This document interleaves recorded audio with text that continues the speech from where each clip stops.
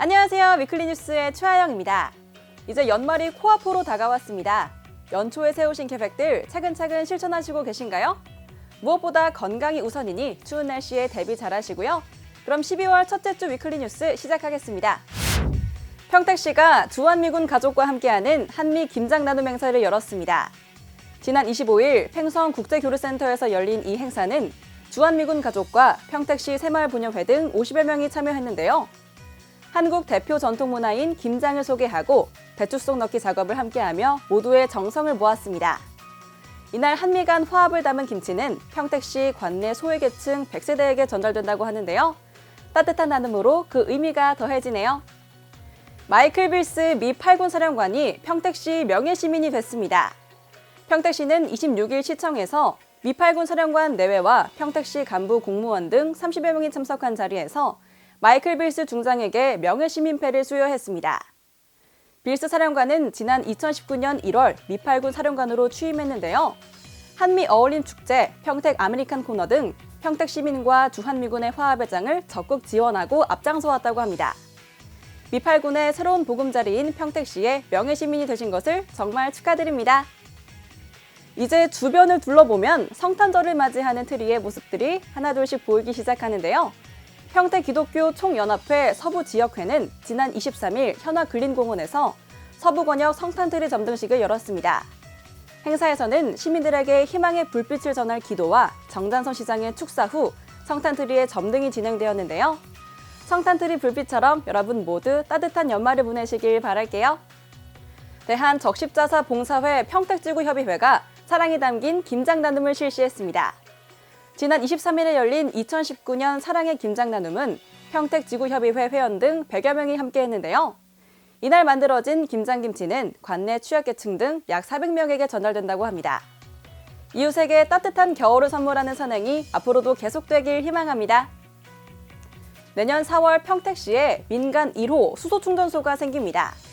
평택시는 지난 27일 수소충전 인프라 조성을 위해 SK에너지와 하이넷과 업무 협약을 체결했습니다.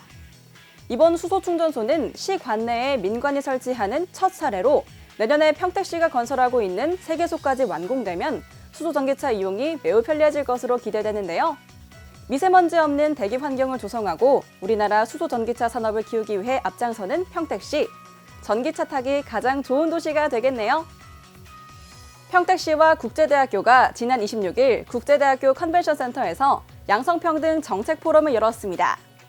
이날 포럼에는 정장선 시장을 비롯한 시민 100여 명이 참석한 가운데 여성 스마트 코칭대학 여성인재 아카데미 수료증 수료와 양성평등 정책 방향에 대한 발표와 토론이 진행되었는데요. 이번 포럼은 여성 리더의 리더십을 강화하고 양성평등 인식을 확산하기 위해 민선 7기 공약 사업으로 추진 중인 평택시 여성 스마트 코칭대학 사업의 일환으로 이루어졌습니다.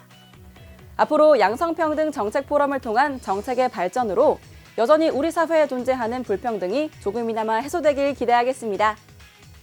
평택시는 지난 28일 민세 안재홍 선생의 나라사랑 정신과 민족통합 정신을 계승하기 위한 제10회 민세상 시상식을 열었습니다.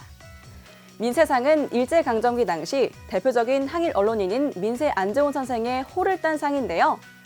평택시 출신인 안재홍 선생의 민족주의 정신을 드높이기 위해 2010년부터 사회통합과 한국학 연구에 공로가 있는 인사를 수상자로 선정하고 있습니다.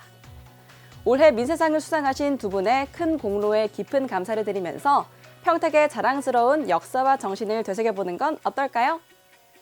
평택시가 한국서부발전 평택발전본부와 미세먼지 감축을 위한 업무 협약을 체결했습니다. 협약식에서는 미세먼지 감축에 대한 협력체계 구축과 양 기관의 상호간 발전 토대를 마련하기로 합의했는데요. 이에 따라 2020년 2월까지 중유발전기 연료를 천연가스로 전환하고 미세먼지 관련 정보의 공유와 공동 해결을 위한 긴밀한 협력 관계를 유지하기로 했습니다. 발전기 연료가 청정연료인 LNG로 전환하면 미세먼지가 약 84% 저감될 것으로 예상하고 있는데요. 미세먼지 감축을 위해 최선을 다하는 평택시 정말 든든합니다. 위클리 뉴스에서 준비한 소식은 여기까지입니다. 12월 31일까지 화물자동차 차로이탈 경고장치 장착 지원 사업이 진행됩니다.